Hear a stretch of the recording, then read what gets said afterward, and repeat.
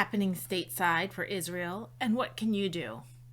Hi, I'm Amy Zawi with the Jerusalem Connection Red Alert Report for January 31.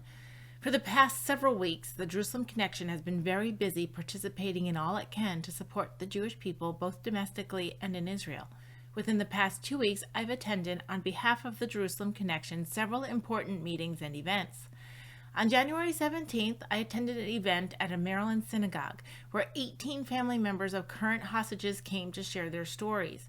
3 mothers of young women shared their current heartache and held pictures of their daughters for us to see while they described their story.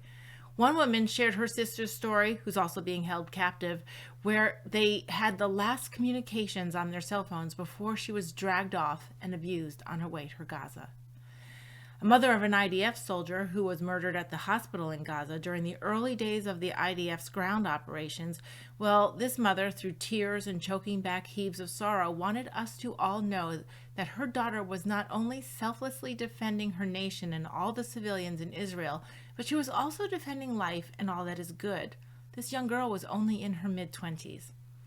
2 Zaka members also shared their experiences in the early hours of October 7 and the days to follow.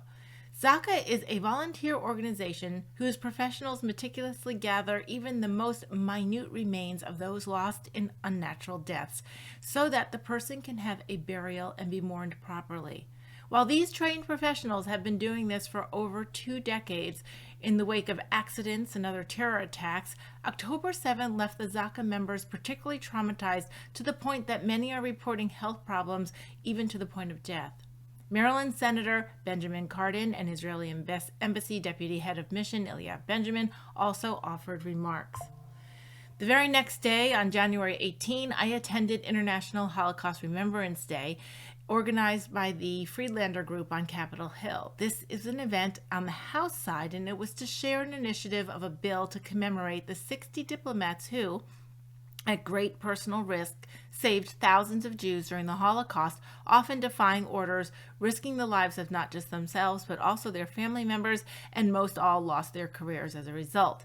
Thousands of diplomats were on their commissions during the late 1930s and into the 40s in Europe, and only 60 saw past the rhetoric and bureaucracy to do the right thing instead of the politically correct thing.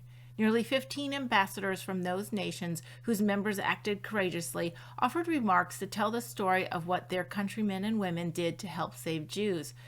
Several House of Representatives also shared their commitment to Holocaust education and the current commitment to combat anti-Semitism in the United States, specifically within our educational institutes, and also to offer their continued support to Israel.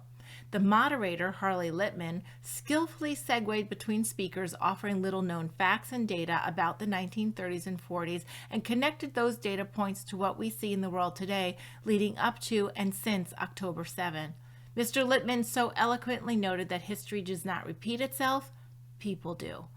On January 23rd, the Friedlander Group hosted the same event on the Senate side of the Hill. Senators Tim Kaine and Rick Scott, as well as others, offered bipartisan support and commitment to Holocaust education, as well as continued support for Israel. Many of the diplomats from the House side event were also in attendance on the Senate side. On January 30, I will be at the Israeli Embassy in D.C., with invitations given to strategic leaders, educators, and writers, Jewish and Christian, in order to see the footage of the October 7 horror that the IDF collected from terrorists' phones and cameras. This is the footage that the Israeli government has been sharing with journalists and lawmakers internationally in private sessions. This will be a very difficult thing for me to digest, so your prayers are welcome to help my mind and spirit process it all. When this report airs on January 31, I will actually be at Capitol Hill for the entire day for an advocacy day. A coalition of Jewish rabbis and Christian pastors and leaders will advocate for Israel, including appointments with several House of Representative members and senators, bipartisan and bicameral. We will be debriefed and briefed by policy experts and a member of the Knesset and a member of the Israeli Embassy in D.C. We will be addressing issues such as continued unwavering support for Israel during this time where they must defend themselves and reclaim security, to eliminate Hamas, and to continue to press Qatar and other players for the release of all the hostages and combating anti-Semitism in the U.S., and to defund UNRWA, since it is now confirmed that UN employees were actively part of October 7 attacks, as well as aiding in the hostage-taking and captivity. We have over 20 meetings with lawmakers booked. Each meeting will include a group of 6 to 8 leaders, Jewish rabbis and Christian pastors, and at least one constituent. Please be active in contacting your elected leaders, your alma mater, the schools in your states, and seek ways to support your local Jewish community. If events are occurring in your area with Israeli victims or experts visiting churches, schools, or synagogues, try to attend. Many of them offer streaming opportunities if you cannot get to the venue. Contact your local church or high school and see if they can host a speaker. You can contact our office to connect with resources to get you to schedule a speaker to visit your community. You can search the internet and social media for the IAC or your local JCC, your JCRC, and local synagogues and congregation in your area and follow them for information about events on their calendars.